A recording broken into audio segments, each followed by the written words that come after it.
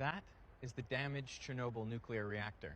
Yeah, I was tagged on this video quite a few times to offer response.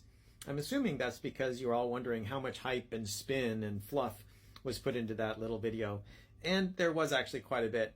He liked to emphasize that the uranium that's in the Chernobyl nuclear reactor there has a half-life that's about 4.5 billion years, about the age of the Earth. And why that's nonsensical spin, in my opinion, is because the uranium under his feet, the uranium under your feet as you're watching this video, has the same half-life. That's where most geothermal energy comes from, is from the decay of the primordials like uranium. And so, yeah, it's got a very long half-life, which means that it's actually largely innocuous in terms of a radiological risk. The radiological risk is really in the dose. The dose is what gives the risk.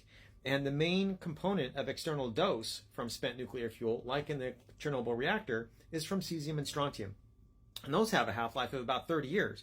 So in about 300 years, the external dose rate is just going to be drastically lower. It's just going to exponentially decrease as you get out there. Now, there was an enormous amount of radioactivity that was there, so you've got to wait about 10 half-lives for the vast majority of that to decay back down into stables.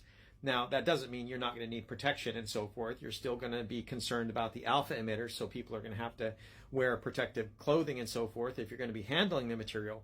But to say that you're not going to be able to handle it for millions or billions of years, yeah, that's a bunch of hype. But I can understand why.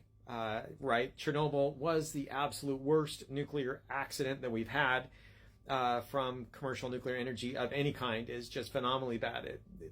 You really almost couldn't make something worse than that without like trying to drop a nuclear bomb on something, but then the nuclear bomb is the thing that's doing all the damage.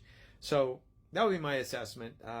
Yeah, there was a lot of fear going on in there trying to make things not what they're not. But yeah, Chernobyl was really scary. Absolutely. No question about it. That was really bad.